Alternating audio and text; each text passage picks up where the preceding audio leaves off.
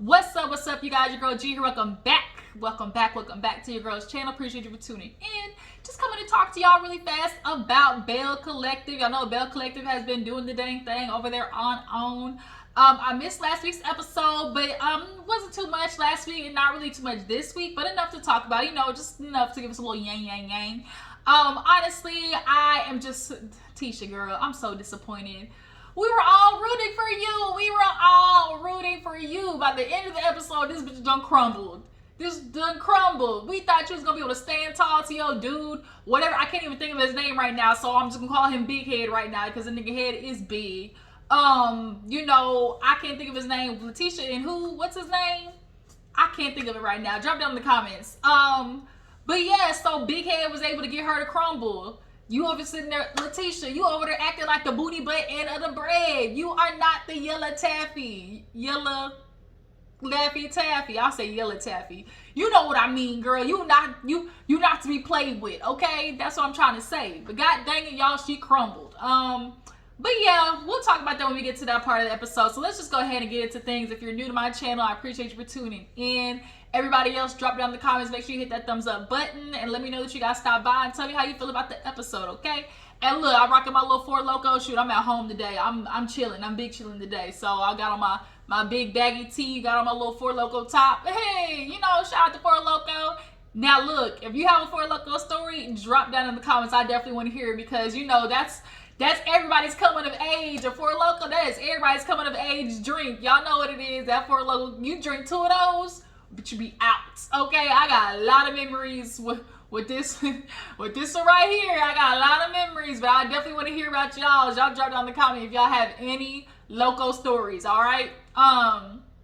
Yeah. So, anyways, let's go ahead and get into it. So we open up with Miss Tisha going to meet up with Aikisha. Or Ikea, shout out to Terrence. Miss Aikisha loves being able to, present all the information about how her family's, contributed to Jackson, Fair Street, who they are. I'm not mad at it. Her family has a legacy, definitely, absolutely. But I'm not gonna lie, sometimes she comes off just pretentious. She just very comes off like, because she has, this quote unquote, like legacy with her family's last name, it gives her just, I don't know, like a pedestal to stand on in comparison to everybody else. Lateshia, I fuck with her overall just as a person because she knows how to come to a situation with humbleness. Yes, she done heard all this information before, and yes, she knows about Fair Street in and out, but she allowed Aikisha to sit there and believe that, she's presenting this a whole new world to her, okay? She's allowing Aikisha to feel like she's giving her all of these, little tidbits about, the big house and, whatever, where Barack Obama ate and everything, because she's just thinking about the end goal of getting Fair Street. Nonetheless, they, are talking, and she's like, girl, I can't wait to tell Marie about this. And Aikisha perked up talking about, Marie? See about that. She basically was like, I want to make sure like me and you work good first. We are getting into business with this, so I just would like to see, that we can, could positively collaborate. And then, after she saw the way Marie was acting at the brunch, she don't know if she wants somebody like that as an investor, because if we want to be honest, sometimes Miss Marie can come off as a liability. Shout out for liability. Okay, Real Housewives of Beverly Hills watchers, y'all know what I'm talking about.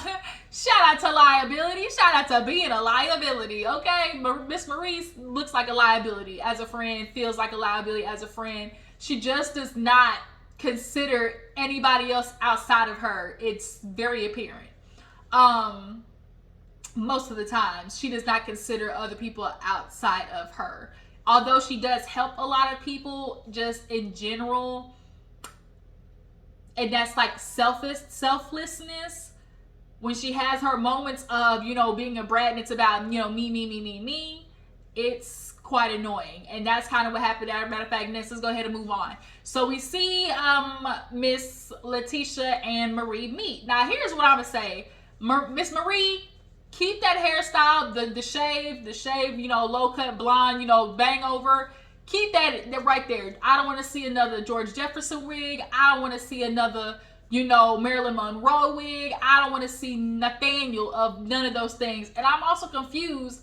Bitch, how you got all this money and your wigs look like that? Your wigs are given real Wish based, real Shein based. I'm just confused how you're in the industry and your wigs is looking like that.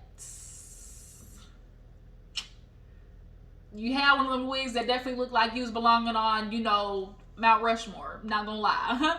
Not gonna lie, bitch. But nonetheless, Letitia's talking to her friend. Marie comes in. And, she's checking on her. Obviously, she's going through a lot. But Letitia let her know, like, bitch, you hurt my feelings. Like, every time I have a brunch, like, leave it up to you.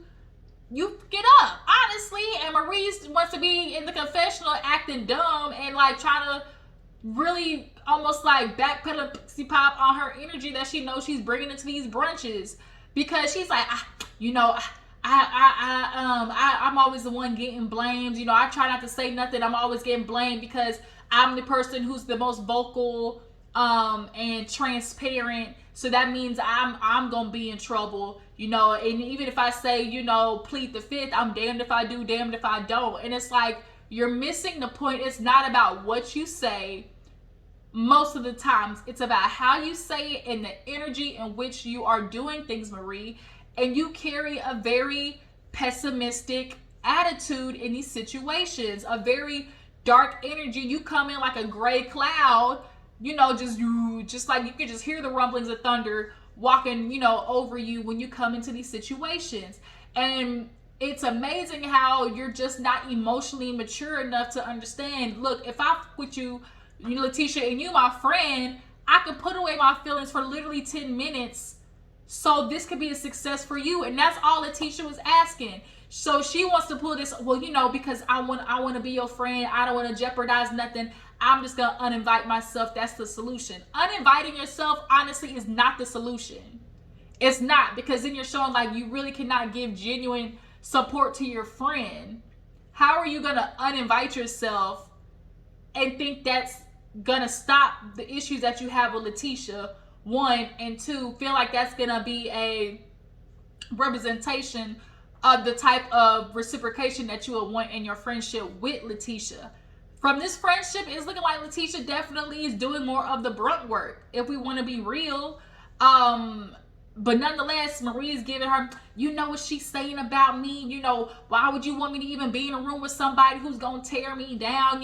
You saying all this to me. Why you ain't say it to her? She was like, I did. And she tried to come and talk to you, matter of fact. But you didn't want to hear it because she came in with that bullshit. She lying. She lying. I can't be around nobody like that. And Letitia's like, are you really not going to take no accountability? Like, bitch, we was in that bathroom screaming at each other. Like, girl, we was acting out. You were acting out. Oh, why is everybody getting mad at me? All I did, everybody's mad at me. And she's like, no, I'm mad at you. Like, Marie kept trying to make it about everybody else. And Letitia was trying to point out, it ain't everybody else, friend. It's me. It's me, friend. It's me that's disappointed. It's me that's upset. It's me that has hurt feelings because you couldn't even sit down for 10 motherfucking minutes and ignore Latrice. The fact that somebody has that much power over you, Marie, that they walk in a room and you can't even keep your shit together, but you was gobbling down water like you was hella dehydrated, like you was parched in the Sahara Desert. They just started just started swallowing water, right? And so you drew attention to yourself by the way you got up, by the way you were talking, like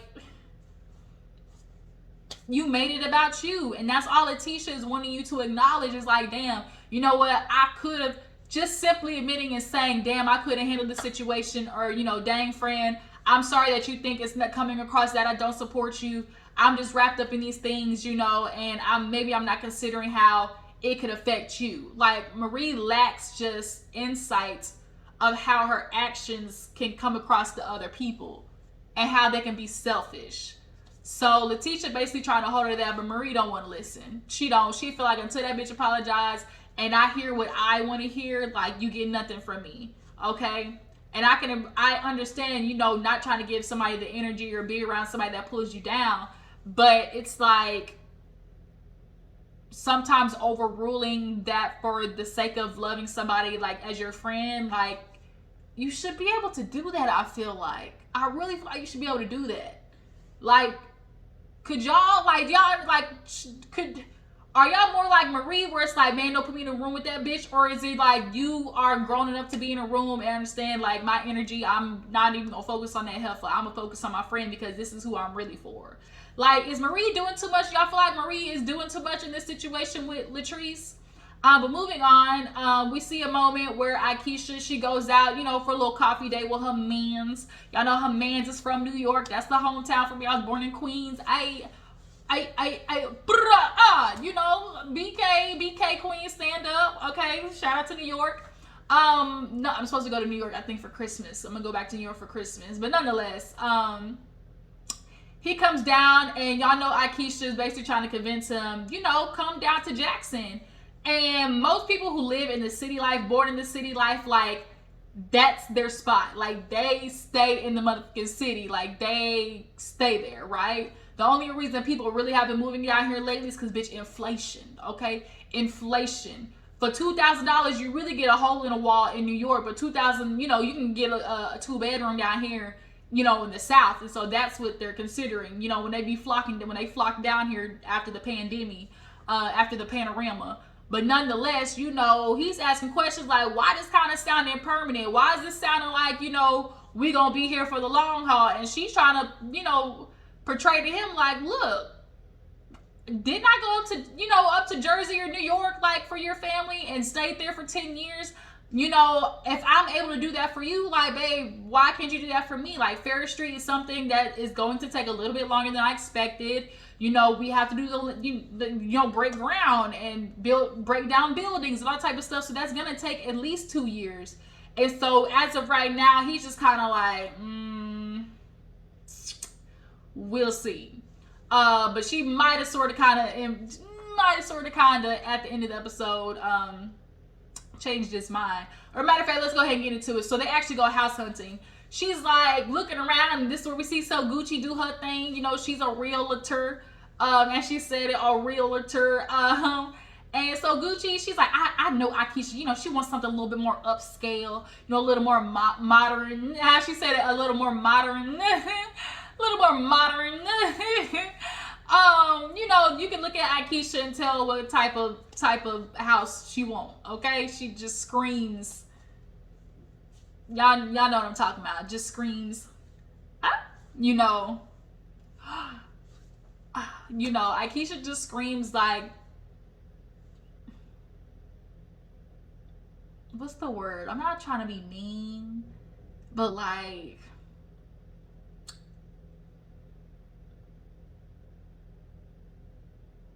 She just, I don't know, she just screams uppity. That's the word, uppity. Like, that's the only word I can think of, uppity. But nonetheless, you know, she's looking at the house. Her husband comes in, you know, he's, you know, I don't like the stairs, you know, the bedroom's cool and everything. And they're talking, and he was like, well, damn, like, we get in the house.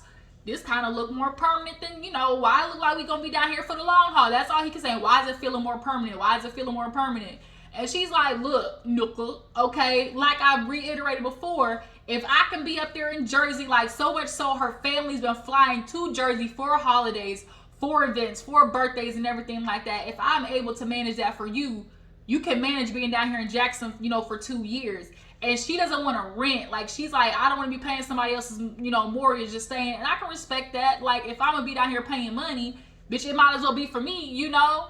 So, he was like, we got to meet in the middle. She's like, well, we are. Like, we stayed in an 11,000 square foot house. Nigga, this is 5. Like, and she's like, I'm not just going to bring my family down here, you know, to some slumps. Aikisha she got kids, you know, she wants room. I can respect that. Like, nigga, I want room. Like, if we going to be here, like, at least be comfortable, you know. I'm not going to be in no little, you know, 3 bedroom, like, apartment when I could just get a house, you know. I'm not mad at it, but, you know, whatever. Overall, she said, look. Ooh, sorry, y'all. My nose. She said, look, you need to be the Barack to me while I was the Michelle to you. And he's like, oh, I'm gonna rock you all right. And so they finally, like, I guess, you know, he's like, let's just keep looking for more houses. Overall, you know, he's down for the cause of, you know, understanding like Fair Street is something that's, you know, beneficial for the community, and they want to be a part of that. What else happened with them? Something else happened with them. I feel like there's some stuff, you know, behind the scenes of them. I still ain't getting over the fact that Aikisha, when she talked to Lateshia at that place, and she was like, that's one thing I don't like, you know, women trying to break up happy homes. And right now, Tambra looks happy. When she said it like that, I said, something's going on in the background. Something's looking a little shaky over there, Miss Aikisha. You know, the people who try to give off the perfect, you know, persona. This looking like a real Melody Holt situation with Martell. Only difference is at least her husband got something actually going on. But yeah, I feel like there's some things back there Aikisha's not saying. But yeah, no, moving on. What else happened? Okay. Big Head, I can't think of his name right now. Is it Greg? Whatever the freak his name is, Lateshia nigga, you know, his cheating ass, goes to see Letitia's mama. Basically, they've been together since 17, so her mama is his mama, and he goes like, I need to go talk to her, you know, because although, you know, I've done some things, like she's able to sit down objectively and talk about both of us. And essentially he's like, look, mama, what do I do to get my woman back? She was like, you gotta let her be, you gotta give her some space, you know, she needs to be on her own. Man, I'm just trying to, you know, trying to do everything I can. And she was like, look, you fucked up. Like, you built these walls up, and you think like she's just gonna like forget what you did? He was like, man, you know, I'm just looking for some support. And she's like, you had that, but you're the one who stopped it. You're the one who sabotaged it. A lot of times, niggas, y'all really will have a woman who will be down for you. Be down as fuck for you, right? The typical ride or die. I'm a ride or die. You know? Ride and I die again. Ride and I die again. Shout out to Erica, just ride and I die. Resurrect and die again. You know, y'all got a bunch of bitches who will ride or die, you know, till the wheels fall off. That's been Lateshia. Y'all been together since 17. So clearly, bitches been riding, okay? I don't know how many lives she done put in at this point, but clearly she been riding for your ass, and you've been taking advantage of it. You want to give the, I'm ready for my family, I want my family back, and you asking about how, you know, you can get her back and stuff, but it's like, nigga, like, you fucked up, and you just can't keep doing this. Like, you know, I'm sorry, I done apologize, like, what more can I do? And the mom was like, you know, like, you're not doing enough. Like, whatever it is, like, you just gotta let her be, and whatever she decides, you just gonna have to be okay with it. Granted, we not know what she decided at the end of the episode, but it's just kind of like, niggas, y'all do the dirty work and then want the woman to get over it so fast, as if it's not some type of an emotional turmoil that you just put her through. Nigga, you done cheated on her multiple times. You literally proposed to her and then got caught texting a bitch that night. Like, the disrespect. Like, the disrespect. And so he started making the mama laugh, and she was like, see, nigga, I gotta watch you, because, see, he's the type of dude that got the gift of gab. He's charismatic. I wonder if he's an Aquarius. I wonder if he's an Aquarius. He got the gift of gab. A lot of men, the Capricorn men, the Aquarius men, you know, they got the gift of gab, okay? And I think he one of them. I wonder what his sign is, but nonetheless, she's like, nigga, put in work, point blank, period. So Essie, she go by to see Miss Latrice, and she come in, she's like, oh, what are you doing here, you know, for a makeover? And it was like, bitch, ooh, shade. Latrice and her they was giving some, you know, low-key slugs to each other. She's like, I was just coming to see you, you know, I want to come in and talk to you.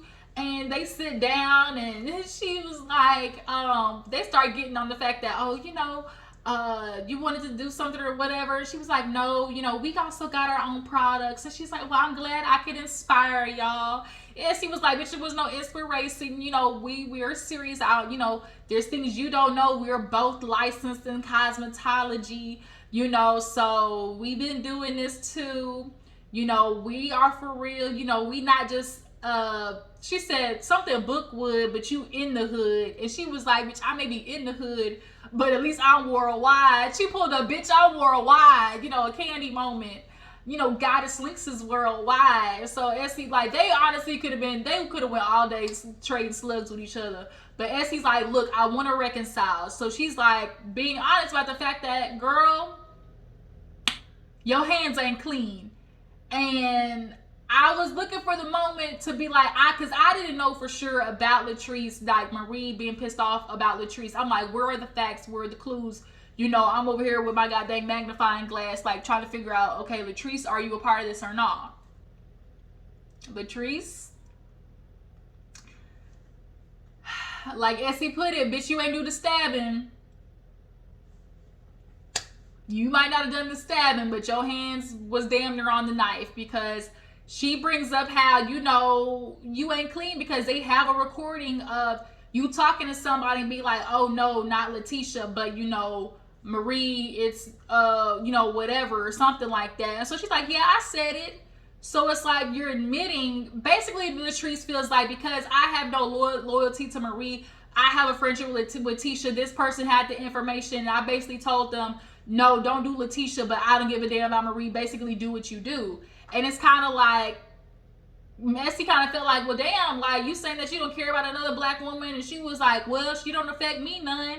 You know, she don't change my life or whatever. And she was like, well, Essie was like, you gotta understand, like, girl, we both got lupus, the stress that caused, you know, the type of reviews and business and clients that we lost. And Latrice, you know, she's like, you didn't feel nothing about how you saw that. And then Latrice kind of, you know, well, you know, seeing that on social media, you know, I would never want to tear another black woman down, you know, put somebody through that. You know what it typically is. But it's like, girl, the damage was done. Now, yes, did Marie start with the little Bo Peep, you know, with the hair mess, you know, coming to the show, I mean, to the little brunch with Latrice wig and all that type of stuff? Yes, absolutely. And this definitely was a moment of, okay, bitch, you gonna throw a rock, but watch me throw a boulder. Latrice at this point said, bitch, I'm gonna throw the whole Coliseum. And so this person having this information, or what we alleged information, you know, she basically didn't do nothing to stop it. So it's kind of like, you're guilty by association, Latrice. And so, although, like Essie said, you ain't do the stabbing, but you can at least apologize for the fact that, yeah, bitch, you were in there. You was in there, okay? Essie was like, look, I need to try to find a way to reconcile. Like, we are black women. Y'all know what it is. We are black women. We want to build together. We don't want to tear each other down. And Latrice feels like, well, you know, Marie don't affect my life none. Ain't nothing I can do, you know, but I can at least try to talk to her one more time. And see, the problem with Marie is she allows her emotions to overrule the common sense, or the end goal of getting to what you needed to hear from Latrice. Essie, in her delivery, was able to get Latrice to admit that she knew some parts of what was going on. And you could have had that had your energy not been all the way up here. You need to bring it down, bitch, you know? But hopefully the next time they speak, they can get some type of reconciliation. So last but not least, we see, you know, old Big Head try to talk to Lateshia, and he's hitting her with, bitch, I want to come home. What more do you want me to do? I'm sorry, baby. No, I apologize. You know you're the only one for me. You know what it is, the typical you, baby, I just want to come home. You my heart. You my rib. You my rib, bitch. I love you, bitch. Like, I want to take you home, bitch. Like, y'all know that Vine, and it's just kind of like, you my fucking cinnamon apple. Okay, that's what, you know, dude was trying to tell Lateshia. She was like, you need to understand these sweet nothings. That's what my dad used to tell me growing up. He said, don't you let no nigga whisper sweet nothings in your ear. But she basically said, like, I am not doing this anymore with you. I always take you back. We go on this cycle. He's like, I've been good. I've been doing everything. And she's like, yeah, you have, but you've done it before. You good for a little bit. That's how most niggas are. Yeah, y'all good for a little bit, but then you revert right back to your shit. And then he got mad talking about, where was you at the last 3 counseling sessions? And she was like, what I need to go there for? For you to pretend to be victim? Because that's what it would have been. It would have been him talking about, oh, I'm going through this, and this. And, you know, he's like, I'm lonely. I was lonely. You know, she's like, well, if you get bored, nigga, read a book. And that's what always happens. These men talking about, oh, you know, you weren't there for me. I was feeling alone. You know, it's just kind of like, y'all feel alone. Y'all feel lonely. but you actually choose not to talk to the woman that you have at home. Y'all always go to some little wretched, you know, bitch that's down here in comparison to the woman that you with, who's typically more established, got more shit going on. Y'all choose the girl who makes you feel the most powerful at the moment, right? And so, like Lateshia said, you know, I choose to think about our family in the end goal. And as you want to talk about, oh, it's always going to be, you know, T and J together, or whatever his name is, you know. But she can think about that, but you niggas never can. And so she's like, I think about that, but you constantly think about pleasure. Men have no discipline when it comes to their dick. Like, they allow that to rule everything, right? And so it was disappointing for her to literally, she started crying like, I can't do this no more with you. I'll go in this cycle just for me to end up in bed with you and again. And he like, man, I want you back. Bring your ass back home. And when he said that, it made her coochie jump. I saw it. The shit got wet and moist. I saw it. He gave her that energy, bitch, you better be back home. Like, and so it turned her on. And the problem is, you can look at that nigga and know exactly what the issue is. The nigga know how to drop dick. Like, that's the problem. He know how to drop dick. They've been together since 17. And they have that experience. They have that history. And Lateshia doesn't know how to get away from that. Like she said, when I'm not with him, I can stand it. But when I'm with him, I see my friend. And that's a problem. Like, she cannot go against that. And so he's like, just give me a date. I just want one date. And that's what she gave him. And he's like, you want to come over tonight? She like, no, nigga, little steps. Like, he know what he want to do. He want to fuck her. So she'll come back. He knows exactly how to get Lateshia back. And she knows that's what it is. And that's where the episode ended. But y'all tell me what you feel. Y'all feel like Lateshia is going to be able to stay with him? Is she ever going to leave his ass? Would y'all take his ass back? How do you guys feel about Marie? Is she doing too much? And do you guys feel like Latrice has something to apologize for in regards to Marie? I appreciate y'all for tuning in. Make sure to follow my Instagram and Twitter. And I will catch you in the next one. Deuces.